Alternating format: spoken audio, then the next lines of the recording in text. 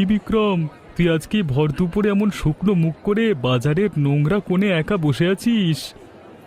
আর বলিস না হরিপদ, সকাল থেকে মোটে এই কটা সামান্য ছোট ছোট পুঁটি আর চুনো মাছ ঝুড়িতে উঠেছে রে। তোর কাছে তো মোটে অল্প কয়েকটা মাছ ভাই, অন্যান্য মাছওয়ালাদের ঝুড়ির দিকে একবার তাকিয়ে দেখ। হ্যাঁ রে, ওদিকের সবার বড় বড় কাঠের ডালা ভর্তি কত বড় বড় মাছ, কত তাজা তাজা রুই কাতলা ছটফট করছে। তুই আর নিজের ভাগ্যকে দোষ না দিয়ে একটুখানি খবর রাখ, তুই তো আদেও বাজারের আসল খবর কিছুই জানিস না। এত বড় বড় তাজা মাছ ওরা হুট করে কোথা থেকে পায় বলতো? আমি তো নদীতে দিনরাত খেটেও পাই না। ওরা চড়া দাম দিয়ে বড় লোকদের থেকে এক একটা পুকুর কিনে নিচ্ছে বিক্রম, সেই নতুন বুদ্ধি কর। মানুষের কাছ থেকে পুরো পুকুর নিজের নামে কিনে নেয়, সেখান থেকে মাছ ধরা আদেও কেমন করে সম্ভব রে? সেই কেনা পুকুরের সব বড় বড় মাছ জাল দিয়ে ছেঁকে ধরে ওরা এই বাজারে চড়া দামে প্রতিদিন বিক্রি করতে আনছে। বাহ, এটা তো আর নতুন কাজের কথা বলি হরিপদ, এমন করতে পারলে আমারও ভালো লাভ হতো। তুইও তাহলে আর দেরি না করে অমন একটা ব্যবস্থা কর, তবেই তোর এই ঘরের দারিদ্র্যে জলদি ঘুচবে। ঠিক আছে হরিপদ, আমি তাহলে আজকে বাড়ি ফিরে গিয়ে দেখি অমন কোনো ছোটোখাটো নতুন পুকুরের খোঁজ পাওয়া যায় কি না। তুমি আজকেও হাট থেকে কেন ওরকম সামান্য টাকা এনেছো? ঝুড়ির সব মাছ কি আদৌ পুরোপুরি বিক্রি হয়নি? আর বলো না কবিতা, বাজারের ওই বড় মাছওয়ালাদের ভিড়ে আমার এই সামান্য ছোট মাছ কেউ কেনে না। গ্রামের সব মানুষ কি আজকাল বাজারের ওই ছোট চুনো মাছ কেনা একেবারে বন্ধ করে দিয়েছে? বাজারে এখন সবাই বড় বড় পুকুরের তাজা তাজা রুই কাতলা কিনতে চায়, ছোট মাছের দিকে কেউ চোখ ফেরায় না। আচ্ছা, আমরা যদি ওদিকের কোনো মানুষের কাছ থেকে একটা ভালো নতুন পুকুর নিজেদের জন্য জোগাড় করতে পারতাম। হ্যাঁ কবিতা, আমিও ওদিকের হরিপদর কাছে ঠিক অমন একটা ব্যবস্থার কথাই জলদি শুনে এলাম। তবে তুমি আর ঘরের কোণে বসে না থেকে গ্রামের পথে গিয়ে একটা ভালো বড় পুকুরের খোঁজ করো। সেই পুকুরের সব মাছ বাজারে বিক্রি করে ভালো লাভ হবে ঠিকই, কিন্তু আমার কাছে তো কোনো নতুন টাকা নেই। তুমি আর ওরকম শুকনো মুখ করে টাকার চিন্তা করে ঘরের ভেতর বসে থেকো না, আমি দেখছি। তুমি হুট করে এতগুলো নতুন টাকার ব্যবস্থা এই অভাবের সংসারে আদেও কিভাবে করবে কবিতা? কোথাও ধার পাবে? তুমি শুধু সস্তার মধ্যে ছোটখাটো একটা ভালো পুকুর পাওয়া যায় কিনা দেখো, প্রয়োজনীয় টাকার ব্যবস্থা আমি করছি। দিদি, বিক্রমের নতুন মাছের ব্যবসার জন্য আজ আমার কিছু টাকার প্রয়োজন হয়েছে গো। ওমা কবিতা, আমার ঘরের কাঠের বাক্সে যে কটা সামান্য খুচরো টাকা জমানো ছিল তা এই তোর হাতেই দিলাম রে।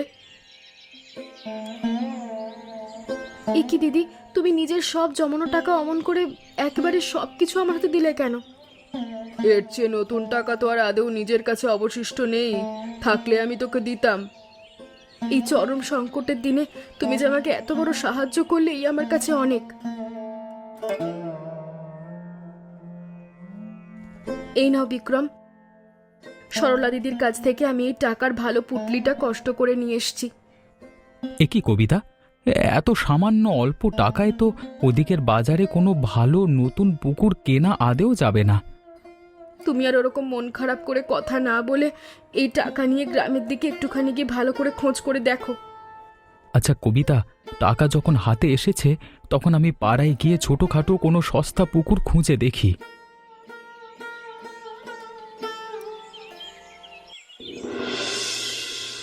অমিত, আমি আজকে সকালে তোমার কাছে একটা বিশেষ আর জরুরি কাজের কথা নিয়ে পথে বের হয়ে এলাম। বিক্রম, এসো এসো এসো, আজকে হুট করে আমার এই উঠানে অমন ভর সকালে কেন এলো ভাই? সব ভালো তো? অমিত, আমার নিজের নতুন মাছের ব্যবসার জন্য একটা ছোটোখাটো নতুন পুকুর প্রয়োজন হয়ে পড়েছে। আমার কাছে তো বেশ কয়েকটা আর মাছের পুকুর আছে বিক্রম, কোনটা কিনতে যাস বল? আমার কাছে তো বেশি নতুন টাকা নেই অমিত, এই সামান্য কটা টাকা দিয়ে একটা ছোট পুকুর আদেও দেওয়া যাবে কি? এ কি বলছো বিক্রম, এই সামান্য অল্প টাকায় তো আমার ওদিকের কোনো ছোট পুকুর দেয়া যাবে না। কেন অমিত, এই টাকা দিয়ে ছোটোখাটো কোনো ডোবা বা পুরনো জলাশয় আদেও নিজের জন্য পাওয়া যাবে না ভাই? এই সামান্য টাকা দিয়ে দিতে গেলে আমার নিজের ব্যবসার লোকসান হয়ে যাবে বিক্রম, তুই নিজে একটু ভেবে দেখ। আচ্ছা অমিত, মাছের পোনা ছাড়া ওসব পরিচর্যা করবার জন্য আদেও কেমন কি নতুন খরচপাতি হয় ভাই? পুকুরের মাছের পোনা ছাড়ার ওসব পাহারা দেওয়ার খরচ অনেক বেশি। তুই যে টাকা দিচ্ছিস তাতে সেই খরচটুকু উঠবে না। ও আচ্ছা, তাহলে তো মুশকিল কথা শুনলাম অমিত। খরচ যখন এত বেশি তখন তো আমার সাধ্যে কুলবে না। তুই অমন মন খারাপে চিন্তা না করে অন্য কোথাও ভালো করে খোঁজ কর বিক্রম। আমার পক্ষে তো আদেও সম্ভব নয় ভাই। ঠিক আছে অমিত, তুই যখন ভালোভাবে না বলে দিলি, তখন আমি ওটা মেনে নিয়ে অন্য কোনো পাড়ায় দেখে নিচ্ছি।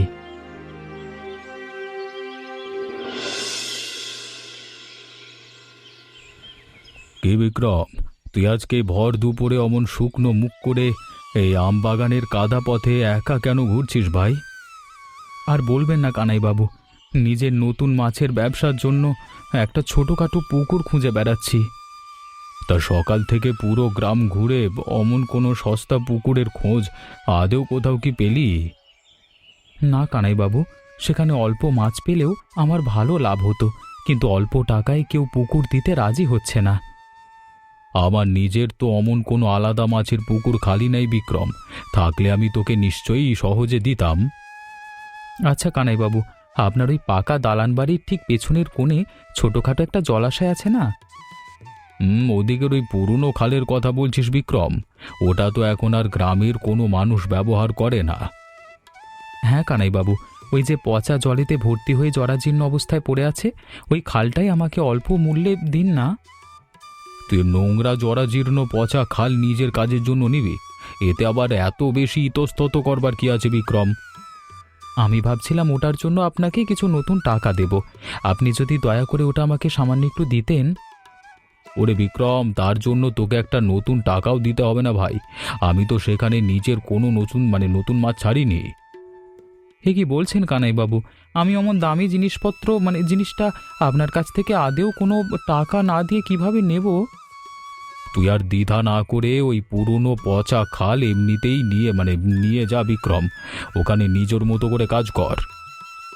আপনার এই পরম দয়ালু মনে ভালো উপকারের কথা আমি জীবনে কোনো দিন ভুলব না কানাইবাবু। আমি খুশি হলাম। তুমি তো ওদিকের পাড়া থেকে খুশির মুখ করেই ফিরে এলে। পুকুরের কেনার ব্যাপার কিছু হলো আদৌ? আর বলো না কবিতা, গ্রামের ওদিকের কোনো পথে ভালো কোনো সস্তা পুকুর আদেও কোথাও খুঁজে পাইনি। এ কি কাণ্ড! তবে তুমি ওরকম খুশির মুখ করে হুট করে কোথা থেকে কার বাড়ি থেকে কাদা পথে বেয়ে এলে? আমি ওদিকের সম্মানিত কানাইবাবুর কাছ থেকে ওনার বাড়ির পেছনের ওই পুরনো খালটা সহজে চেয়ে এনেছি। ওমা, তুমি এই নোংরা জরাজীর্ণ খালের কথা বলছো? ওটা তো বানের নোংরার পচা পানিতে পুরোপুরি ভর্তি। হ্যাঁ কবিতা, কানাইবাবুর বাড়ির পেছনের ওই জরাজীর্ণ পুরনো খালটাই এখন থেকে আমাদের নতুন মাছের জায়গা। তুমি শুধু শুধু কষ্ট করে ওই নোংরা পচা খালে মাছ কেন ধরতে যাবে? ওখানে তো মাছই নেই।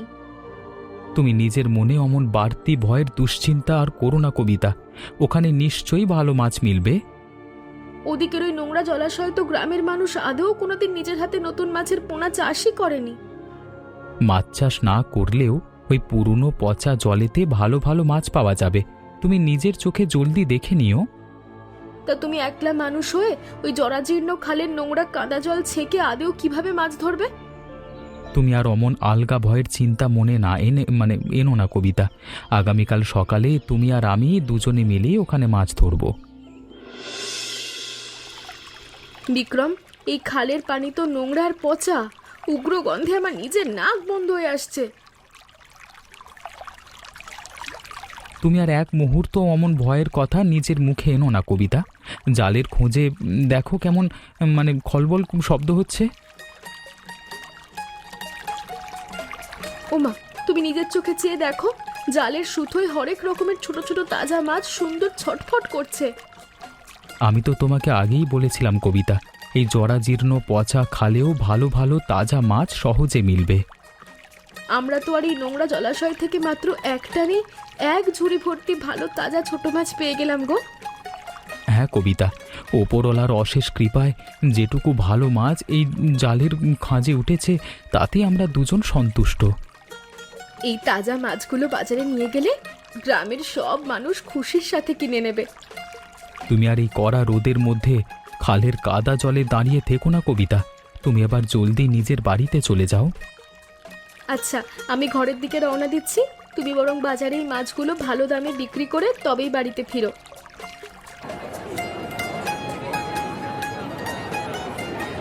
কি বিক্রম, তুই আজকে অমন ভর দুপুরে এত সব তাজা ছোট মাছ হুট করে কোন নতুন নদী থেকে ধরে আনলি রে? আর বলিস না হরিপদ, আমি আর কবিতা দুজনে মিলে আজকে ওদিকের কানাইবাবুর পেছনের ওই পচা খাল থেকে এগুলো ধরলাম। কি ওই জরাজীর্ণ পচা খালে এত ভালো মাছ? তুই এখান থেকে বেশ কিছু ভালো মাছ আমার ডালার জন্য দে। এই না হরিপদ, তুই নিজের মনে যে কটা মাছ ভালো বুঝছিস তা নিশ্চিন্তে নিজের কাঠের ডালার উপর তুলে নে। তুই আজকে থেকে এভাবেই প্রতিদিন নিয়ম করে ভালো ভালো মাছ ধরে আনবি বিক্রম। দেখবি তোর ব্যবসার খুব ভালো উন্নতি হবে। বিক্রম, আজ সকাল থেকে কড়া ঝড় বৃষ্টি আদেও তো থামার নাম করছে না। আমরা আজ মাছ ধরতে যাব কি করে গো? আর বলো না কবিতা, এই কড়া দুর্যোগের দিনে ঘরের বাইরে পা ফেলবার মতো কোনো ভালো উপায় আদেও নেই। ওদিকে মাঠের সব পথ বানের ঘোলা জলে পুরো ডুবে গেছে। চারদিকে মানুষের খুব কষ্ট হচ্ছে। হ্যাঁ কবিতা, বানের নোংরা জলের তোড়ে আমাদের ওই খালের পচা পানি সরে গিয়ে চারিদিক একেবারে একাকার হয়ে গেছে। আমাদের ওই পুরনো খালে যে কটা ভালো তাজা মাছ ছিল তাও তো বানের জলের তোড়ে এখন অন্য নতুন জায়গায় চলে যাবে। বানের জল যেভাবে হু হু করে বাড়ছে কবিতা, তাতে আমাদের ওই ছোট খালের সব মাছ ভেসে যাওয়া স্বাভাবিক বিষয়। আমাদের এই নতুন মাছের ব্যবসাটা শুরু হতে না হতেই হুট করে এমন বানের নতুন বিপদ পড়ে গেল গো। আমরা এত কষ্ট করে কানাইবাবুর কাছ থেকে খালটা জোগাড় করলাম, অথচ আজকে এই কড়া বৃষ্টি সব আয়োজন নষ্ট করে দিল। এখন আমাদের ঘরের সংসার আদৌ কিভাবে চলবে? ঘরে তো বেশি নতুন চাল ডালও অবশিষ্ট নেই। তুমি নিজের মনের ভেতরের কোণে আর দুশ্চিন্তার ভয়ের কথা একদম এনো না কবিতা, একটুখানি ভরসা রাখো। এই কড়া ঝড় বৃষ্টির রাতে উপরওয়ালা ছাড়া আমাদের এই গরিবের আর কোনো সহায় নেই গো। হ্যাঁ কবিতা, তুমি নিজের মনে শুধু খাঁটি ভরসা রাখো। ওপরওয়ালা আমাদের জন্য একটা ভালো ব্যবস্থা ঠিক করে দেবেন। ওদিকের খালের পাড়ে গিয়ে দেখো, আগের সেই নোংরা পচা পানি একেবারে পুরোপুরি সরে গিয়ে বন্যার নতুন পানি এসেছে। বানের এই নতুন পরিষ্কার জলের স্রোতের সাথে নদী থেকে হরেক রকমের নতুন নতুন ভালো মাছও এখানে আসতে পারে কবিতা। তাহলে আমরা আর সময় নষ্ট না করে নতুন পানির স্রোতে একবার জাল ফেলে চেষ্টা করে দেখি কেমন কি হয়েছে। হ্যাঁ কবিতা, তুমি জালের এ প্রান্তটা শক্ত করে ধরে রাখো, আমি খালের মাঝখানের গভীর জলে জালটা ফেলছি।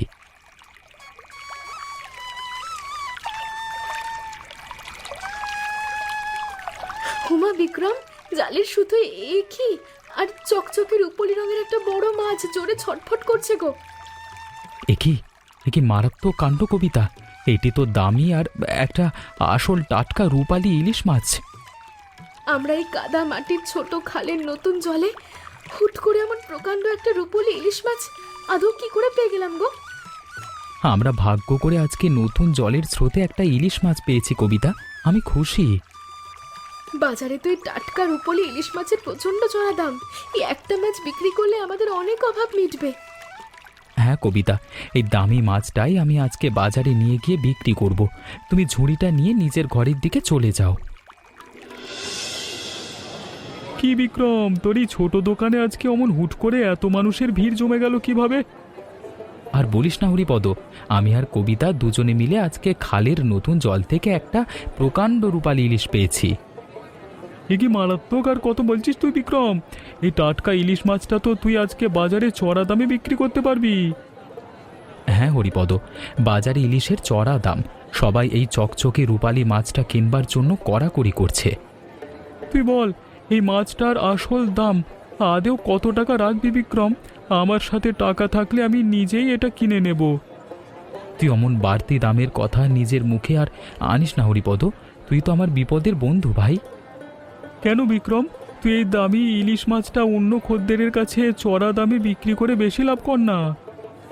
আমি এতদিন যখনই বাজারে ছোট বা বড় মাছ এনেছি, তুই সব সময় কোনো দ্বিধা না করে আমার সব মাছ কিনেছিস রে।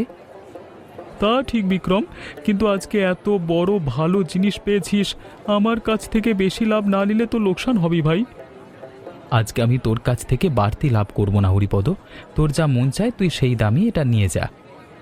তোর এই পরম খাঁটি আর উদার মনের কথা শুনে আমার নিজের খুব আনন্দ হলো বিক্রম। তুই আদেও ভালো ছেলে, মানে খুবই ভালো ছেলে রে।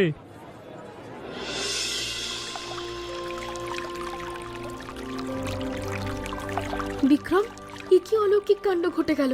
এবার জালের খোঁজে পরপর অনেকগুলো প্রকাণ্ড রূপলি ইলিশ মাছ উঠেছে গো। ওপরওয়ালা আমাদের বড় সহায় হয়েছেন কবিতা। এই পচা খালে যে এত ভালো ভালো ইলিশ মাছ লুকিয়েছিল তা কে জানতো। হ্যাঁ, এই বানের নতুন পরিষ্কার পানির স্রোতের সাথে নদীর থেকে হরেক রকমের ইলিশের মেলা বসেছে ভাই। প্রতিদিন যদি এমন ভালো ভালো রূপালী ইলিশ এই জালের সুতোয় ধরা পড়ে তবে আমাদের নতুন ব্যবসা বেড়ে যাবে। আমরা তো এই খালের নোংরা জল ছেঁকে মাত্র দুদিনই আমাদের ঘরের সব অভাব একেবারে পুরোপুরি দূর করে ফেললাম। আমাদের এখন একটা জরুরি সিদ্ধান্ত নিতে হবে কবিতা। এই খাল যেহেতু সম্মানিত কানাই বাবুর, তাই ওনাকে মাছ দেওয়া দরকার। তুমি একদম খাঁটি আর ন্যাচারাল কথা বলেছ। কানাই বাবুর এই উপকারের কথা আমরা সবসময় মনে রাখবো। তাহলে আমরা আর এক মুহূর্ত দেরি না করে এই ঝুড়ি থেকে দুটো রূপালী ইলিশ মাছ আলাদা করে ফেলি। হ্যাঁ বিক্রম, এই দুটো তাজা ইলিশ মাছ হাতে নিয়ে আমরা দুজনে মিলেই কানাই বাবুর এই পাক্কা দালান ঘরের দিকে রওনা হই। কি বিক্রম, মা কবিতা, তোরা দুজনে আজকে অমন হন্তদন্ত হয়ে দুটো রূপালী ইলিশ মাছ হাতে নিয়ে কেন এলি? কানাইবাবু, আপনার দেওয়া ওই পুরনো খালের নতুন জালে আজকে প্রকাণ্ড সব রূপালী ইলিশ মাছ ধরা পড়েছে। একে বিক্রম, ওই জরাজীর্ণ পচা খালের নোংরা জলে হুট করে এত বড় বড় তাজা ইলিশ মাছ আদেও কোত্থেকে এলো ভাই? বানের নতুন পরিষ্কার জলের স্রোতের সাথে ওদিকের বড় নদী থেকে হরেক রকম ভালো ইলিশ মাছ আমাদের খালে এসে ঢুকেছে। তোরা এমন পরম কষ্টের খাটুনি দিয়ে এই দামি মাছ ধরেছিস বিক্রম, এই মাছ আমাকে না দিয়ে তোরা বাজারে গিয়ে বিক্রি কর না। না না কানাইবাবু, আপনি তো সেই দিন আমার এই অভাবের কথা শুনে ওই খালের জন্য আমাদের কাছ থেকে কোনো নতুন টাকা নেননি। হ্যাঁ কানাই বাবু, আপনি নিজের এত বড় মন দেখিয়ে আমাদের উপকার করেছিলেন, তাই খুশি হয়ে এই মাছ দুটো আপনাকে দিতেই হবে। তোদের এই পরম খাঁটি আর নাছোড়বান্দা স্বভাব দেখে আমি এই দামি ইলিশ মাছ দুটো নিজের হাতে নিতে বাধ্য হলাম। আপনি সামান্য উপহারটুকু গ্রহণ করায় আমাদের নিজের মনের ভেতরের কোণে আনন্দ আর পরম শান্তি হলো। তোরা যখন এত স্বাদ করে মাছ এনেছিস, তখন আজকে দুপুরে তোদের দুজনকে আমার এই পাকা দালান ঘরের মাছ ভাত খাওয়ার নেমন্তন্ন রইল।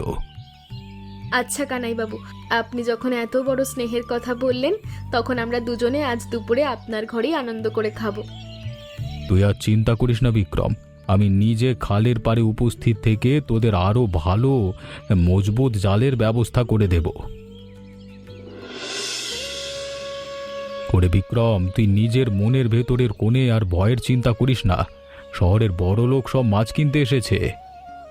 কানাইবাবু, শহরের এই নামী বাবুরা কি আমাদের এই সাধারণ খালের সব মাছ একেবারে চড়া দামে দিয়ে পুরোপুরি কিনে নেবে? তুই একদম নিশ্চিন্তে থাক বিক্রম, আমি নিজে দাঁড়িয়ে থেকে চড়া দামে তোর এসব কটা রূপালী ইলিশ বিক্রি করে দিচ্ছি। এই নে বিক্রম, শহরের বাবুর কাছ থেকে তোর এইসব মাছের চড়া দামের আসল টাকা আমি নিজের হাতে ভালো করে বুঝে নিলাম। এ কি কানাই বাবু, এতগুলো নতুন টাকা আমি একলা মানুষ হয়ে হুট করে নিজের এই ভাঙা ঘরের কোণে আদেও কিভাবে রাখবো? এই বর্ষায় তোর মাটির ঘরের অবস্থা খারাপ বিক্রম, এই টাকা দিয়ে তুই নিজের নতুন ঘর সুন্দর করে মেরামত করবি। কানাই বাবু, আপনি আমাদের জীবনের অন্ধকার দূর করে আজ এই নতুন উপার্জনের এক পরম পথ দেখালেন গো।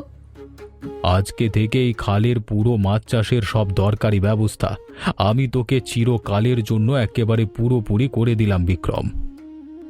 আপনার এই মহান আর পরম উপকারের প্রশংসা করবার মতো কোনো নতুন ভাষা আমার নিজের মুখে আদেও নেই কানাইবাবু। আপনি আমাদেরকে নিজের ঘরে দাওয়াত করেছেন, কিন্তু এবার আপনি আমাদের এই গরিবের ঘরে এসে ইলিশের রান্নার দাওয়াত খাবেন। বেশ বিক্রম, তোর অন্য কোনো অনুরোধ তো আমি আদেও ফেলতে পারলাম না। তোর এই ঘরের ভালো দাওয়াতের কথা আমি রাখলাম।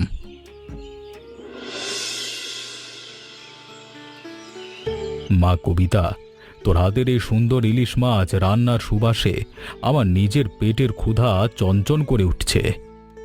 কানাই বাবু, আপনি আর এক মুহূর্ত দেরি না করে এই গরম গরম ভাত আর ইলিশ মাছ ভাজা পরম তৃপ্তিতে খাওয়া শুরু করুন। আমাদের এই ভাঙা ঘরের নিচে বসবার মতো কোনো ভালো নতুন আসন আদেও ছিল না কানাইবাবু। আপনার আপনার কষ্ট হচ্ছে? ওরে বিক্রম, তুই নিজের মনের ভেতর কোণে অমন বাড়তি সংকোচে চিন্তার মনে আনবি না। আমরা দরিদ্র আর অতি সাধারণ ঘরের মানুষ হলেও আজকে আপনার মতো সম্মানিত মানুষকে এই ঘরে খাওয়াতে পেরে ধন্য হলাম। তোদের এই পরম খাঁটি ভালোবাসা আর এই সুন্দর মাটির ঘরের শান্ত পরিবেশ আমার নিজের মনের কোণে ভালো লেগেছে রে। আমরা তো আপনার অমন উপকারের বদলে এই সামান্য ইলিশ মাছের কয়েকটা পদের রান্না ছাড়া আর কিছুই দিতে পারলাম না গো। ওরে কবিতা মা, এই পরম আনন্দের আড্ডার মধ্যে যে তৃপ্তি আছে তা শহরের কোনো দামি রাজপ্রাসাদেও আদেও মিলবে না। আমাদের এই গায়ে প্রতিটি মানুষ আজকে থেকে আপনার এই মহান হৃদয়ের কথা মাথা উঁচু করে মনে রাখবে। তোরা দুজনে এভাবেই চিরকাল পরম সুখে আর শান্তিতে মিলেমিশে থাকিস। ওপরওয়ালা তোদের এই সুন্দর ভাঙা সংসার চিরকাল অক্ষুণ্ণ রাখুক।